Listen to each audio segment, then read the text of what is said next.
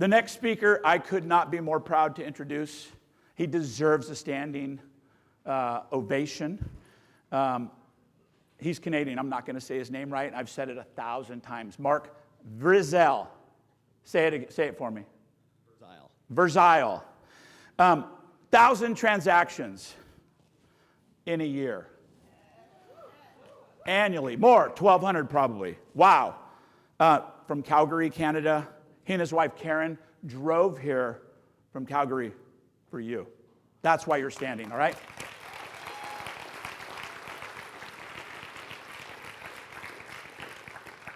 One second, Mark. Yesterday, I come into the convention center about 7 a.m. We're kind of prepping for what's going to be going on in the day, meeting the staff and stuff, and I see Mark and his beautiful wife, Karen, standing on the edge of the curb right here by the convention center, and I come by at like 6:45 in the morning, and I go, honk! And they're like, what was that? And I can see him looking at me the whole way, and I give him like 4 or 5 minutes, and then I call him, and I go, hey, dude, if you're walking around Salem, I know you're in town. Be careful. There's weird people here. They'll honk at you. They'll run you over. And he's like, why would they do that? He's from Canada. He's like, everybody's nice in Canada.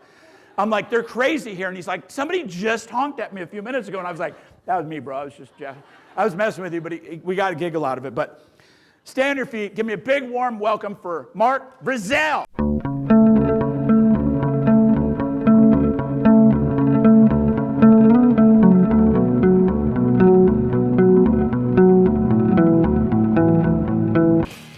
Hey everybody, how you doing?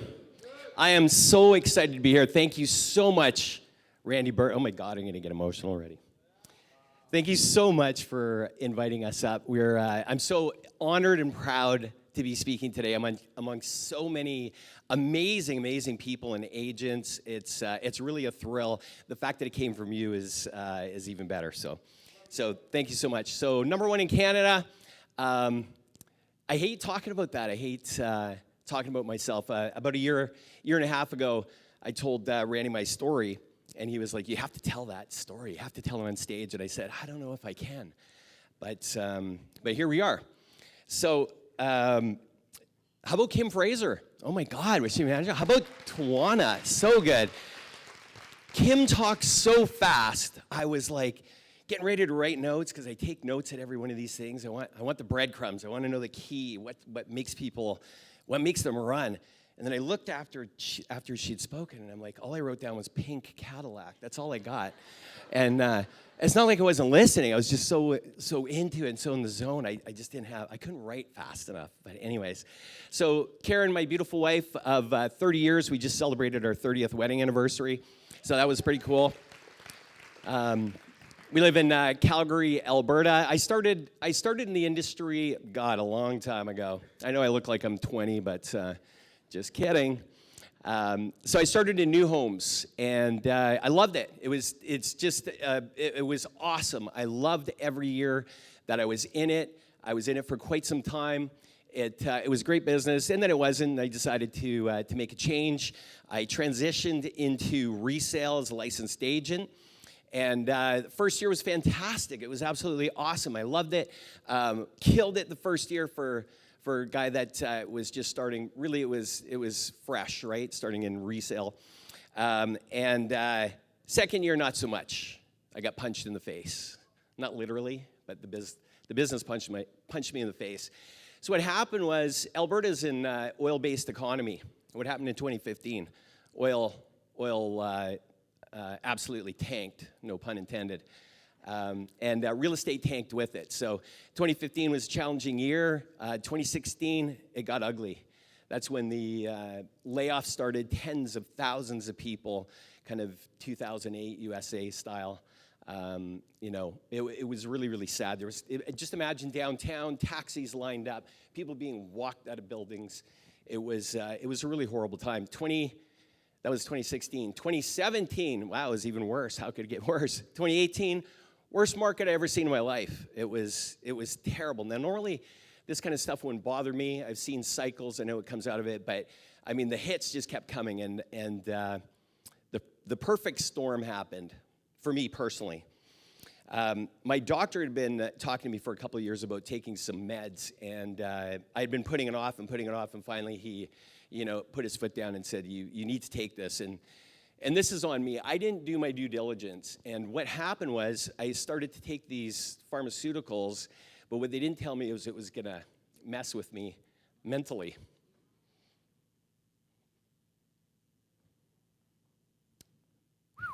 I'm not even getting to the tough part. At the same time, when they head home, I was working out heavily. I was in the best shape of my life, 2018. And I said bye to my friend, one of my best friends.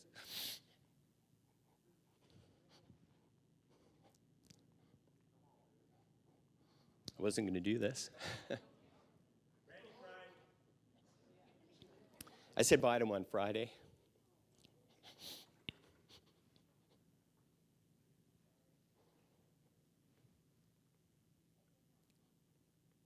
I'm good.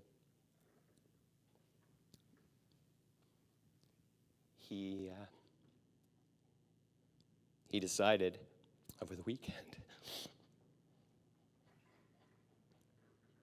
that it'd be a good idea to take his life.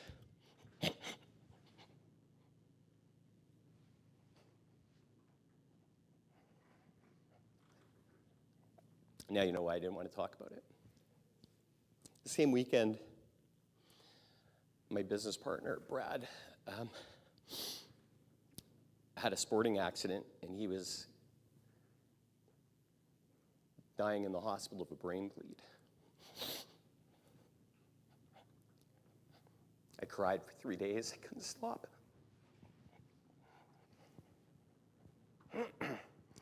It's amazing when you get into a dark place. The crazy stuff you tell yourself, it's terrible. So fast forward, I got off the drugs. I had to. It was absolutely killing me. I'm a pretty happy guy, and it put me in a really dark place. So thank God I had my wife. My business partner had a 50-50 chance. He came out of it, and he's absolutely resilient. So within a few months, I got back on the wagon. I was starting to feel a little better. I guess back in the saddle would be a better way of explaining it. So October rolls around, and I'm feeling better. I'm back out there. I'm starting to work with clients again. I'm getting sellers, so things are happening. I'm feeling better about myself. I read a book. It's called Sell or Be Sold by Grant Cardone. And actually, I listened to it, and I was in between showings and stuff, like just, as much time as I could spend listening to this. Then I listened to it again, and I listened to it again. And it gave me permission at my age, because one of the things I was telling myself was that I was used up and I was done. I was finished. Who was going to want to work with me? I was old, right? Just the stupidest stuff you tell yourself. It gave me permission to go out and crush it, but not just crush it, like 10 times it. I think I did about 18 deals in 2018. I didn't want to get out of bed. My poor wife, who's just such a wonderful soul, stuck by me. November comes around. I'm feeling really good. And I noticed something with top agents. Most of them were working with builders. So I thought, well, I have a lot of experience in that, so I'm going to call some builders. And so I started making the calls, and there was one that I didn't want to call because I knew the people, some of the executives there, and I thought they didn't like me. As a matter of fact, in my head, I knew they didn't like me. One day I decided I'm going to make that call because I got nothing to lose. So I made the call, but it was like picking up an anvil.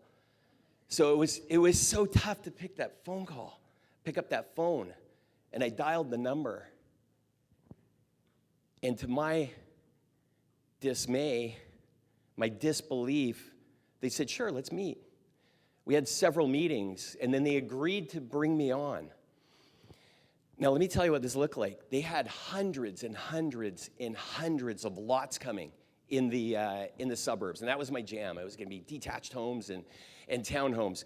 But the clincher was I had to move some buildings for them, pre-construction downtown. Now, I told you it was a bad time, and the market hadn't improved. As a matter of fact, this is still, we're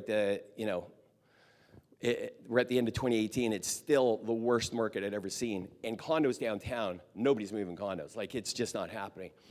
So stupidly, April 2019, we launched a building, 180 units, 13 stories.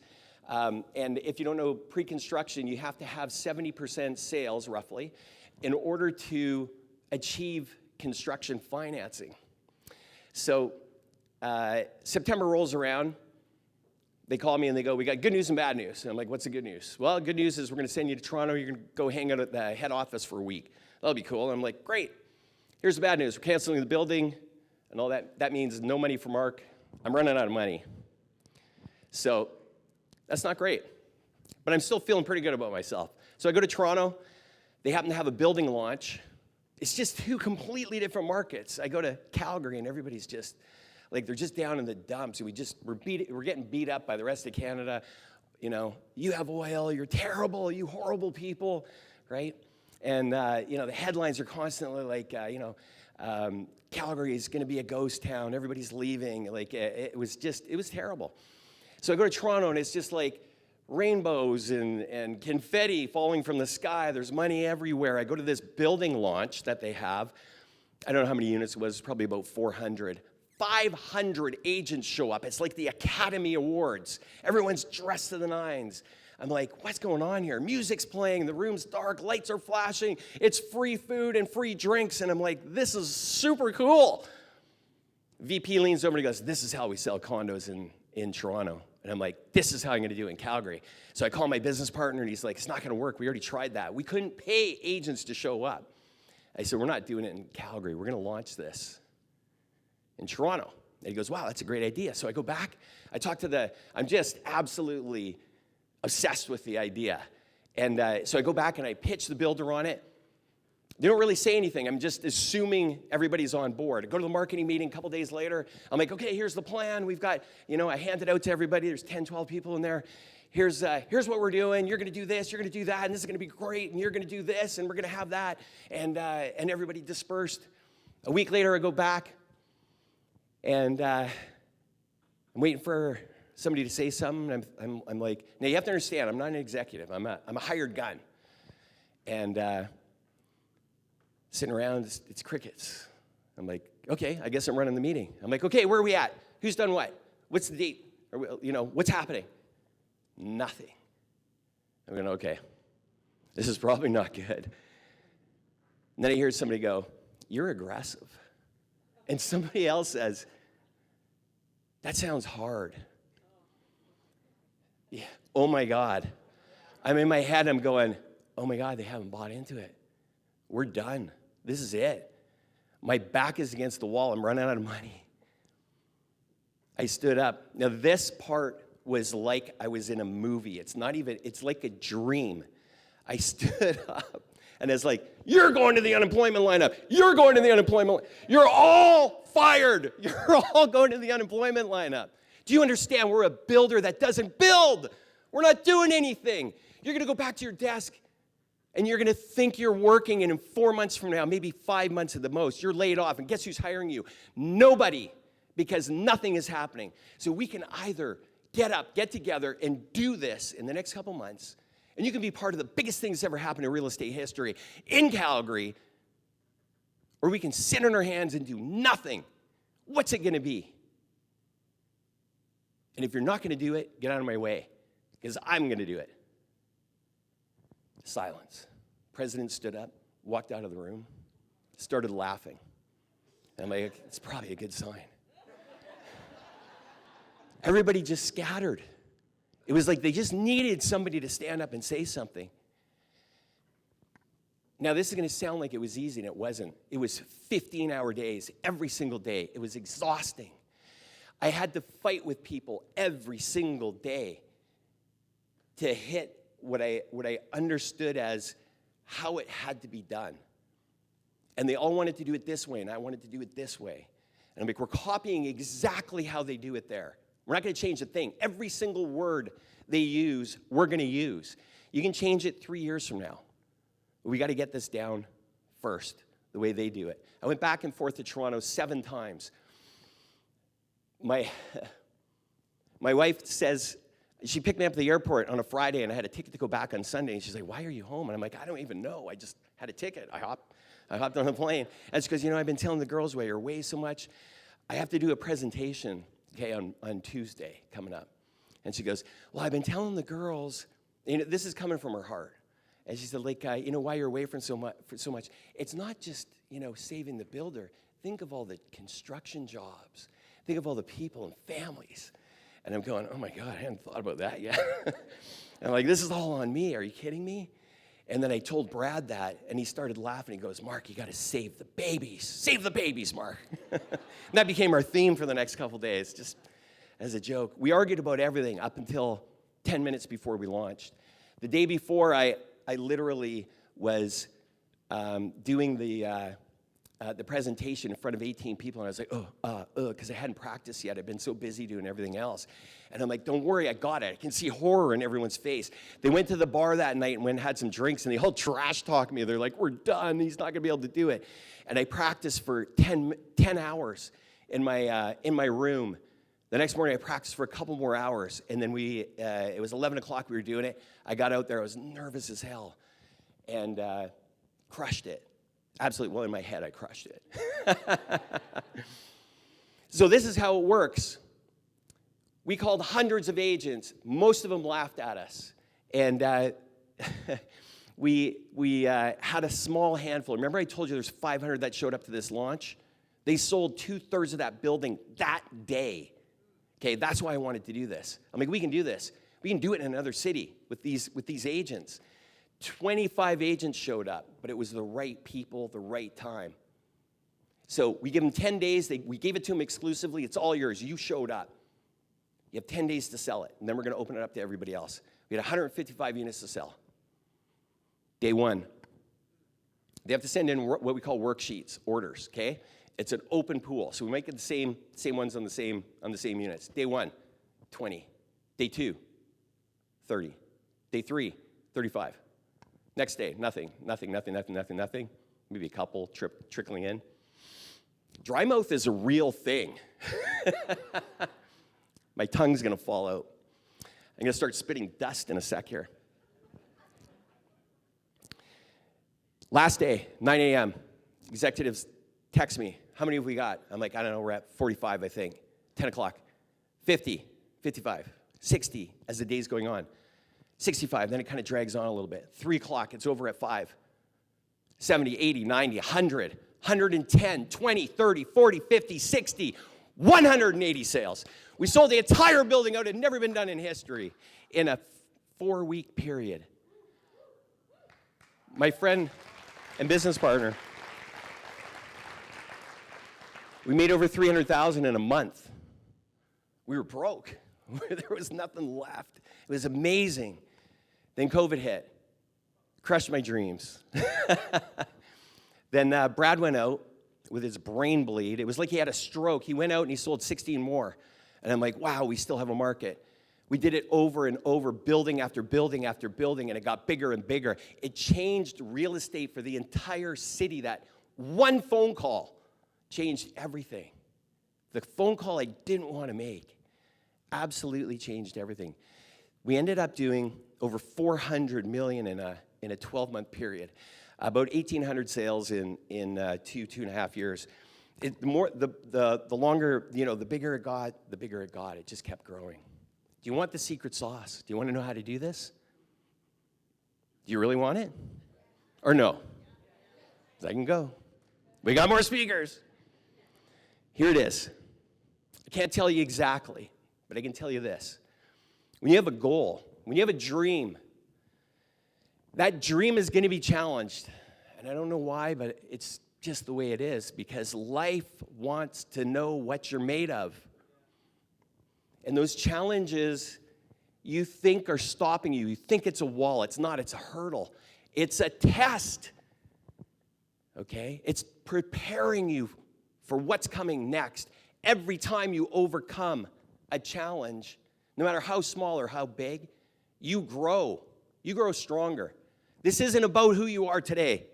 This is about who you become in the process. Would you agree that this is a tough business. This is a tough business. And most people want to take the easy route, the comfort zone. And they want to take the comfort zone because it's going to be easier in the beginning. But it will prove to be more painful and a lifetime of struggle. And what's the hard route? It's rolling up your sleeves. It's getting dirty. You got to get up early every single day. You got to work hard. You got to work late. You got to do the things that suck every single day with the same obsession and the same passion as the stuff that you love to do. Eminem said, speaking of Eminem, he said, if you had one shot, you had one opportunity to seize everything you ever wanted, would you capture it? Would you just let it slip away? So let me ask you this. I have a question for you. How bad do you want it? How bad do you want it? Do you want it like you want to breathe? Do you want it like you want air in your lungs? Or do you just kind of want it?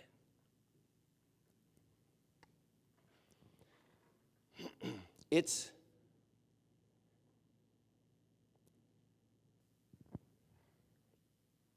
who's going to win the war? Is it you? Or is it a little voice in your head? Do you know the one I'm talking about? The one that makes your excuses sound reasonable? I'm looking at you, but I'm talking to everybody. It makes laziness justified, quitting feel like an option. Is it you? Are you going to win, or are you going to let that little voice win? It's decision time. It's commitment time. This is when you need to flat out decide, what's it going to be? Are you going to get up today and get things done? Yes or no? Are you going to make those calls that you've been putting off? Yes or no? Are you going to commit yourself to your goal no matter what challenges are thrown your way? Yes or no? Guys, this isn't a simple straight and narrow path. This is a rugged trail. It's a rugged trail of self-doubt, and it's exhausting. People are going to laugh at you. I got laughed at. People, you're going to lose friends along the way because they don't believe in you. Or maybe they just don't believe in themselves.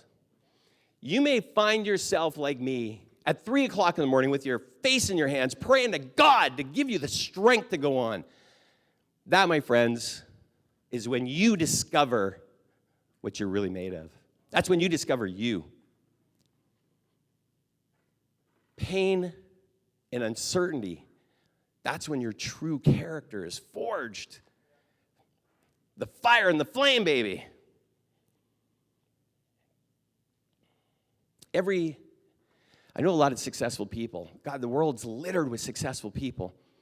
And they have one thing that's in common. When they get knocked down, they don't sit around and pity themselves, not for long. They get back up, and they just keep going. They take their pain, they turn it into rocket fuel, and it just makes them go harder. This isn't about how many times you get knocked down. It's about how many times you get back up and you just keep going. When that clock goes off in the morning and you want to hit the snooze button and you're tired, you're exhausted, you're sick of the grind, I want you to think about who you're doing this for. Is this for you? Is this for your kids? Is it for your wife? Is this for your husband? Is this for the person that you always wanted to be, the person that you always dreamed of? You can do this. This is your year. This is your time. This is your place. It's your moment. What are you going to do with it? Are you going to capture it? Are you going to let it slip away? You can be the victim or victor. You can do this. You don't have to surrender even when the odds are stacked against you. When you push through everything that you thought was possible, when you defy all the limitations that you placed for yourself, that's when you truly start to live. My name is Mark Verzyl. Thank you so much. Thank you so much. I will see you at the top because I hear the view is incredible.